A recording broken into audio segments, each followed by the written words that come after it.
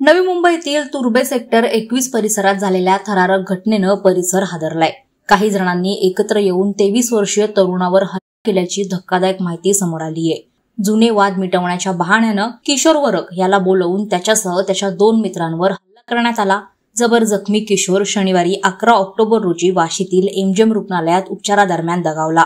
या घटनेनंतर रुग्णालयाबाहेर नातेवाईक आणि मित्रपरिवाराची मोठी गर्दी झाली होती। त्यामुळे परिसरात तणाव निर्माण झाला असून नवी मुंबई पोलिसांनी तुर्भेत कडेकोट बंदोबस्त तैनात केलाय।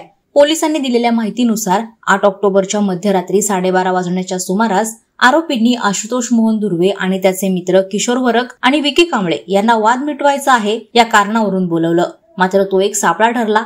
तेथे पोहोचताच आरोपींनी अचानक तिघांवर हल्ला चढवला। क्रिकेटची बॅट, फायबर रॉड, दगड आणि सिमेंटच्या विटांनी त्यांना बेदम मारहाण करण्यात आली। या हल्ल्यात किशोर वरकच्या डोक्यात गंभीर दुखापत झाली, तर आशुतोष दुर्वेचा हात मोडला आणि विकी कांबळे जबर जखमी झालाय। जखमींना तात्काळ एमजीएम रुग्णालयात दाखल करण्यात आलं। डॉक्टरांनी तातडीनं उपचार सुरू केले, मात्र उपचारादरम्यान किशोरला आपला जीव गमवावा लागला। या घटनेनंतर विकी पाटील, संकेत लाड उर्फ लाडू, ओमकार वाघमारे उर्फ गण्या, विघ्नेश घरत, शकील, मौला, चारुशिला म्हणजेच विकी पाटीलची पत्नी आणि 3 अज्ञात इसम अशा एकूण 11 जणांविरोधात एपीएमसी पोलीस ठाण्यात गंभीर स्वरूपाचा गुन्हा दाखल झालाय। वादळवारा लाईव्हसाठी अमोल कांबळे, नवी मुंबई। नवी मुंबई व रायगड जिल्ह्यातील ताज्या बातम्या आणि घडामोडींसाठी सबस्क्राईब करा वादळवारा लाईव्ह चॅनल आणि दाबा बेल आयकॉन।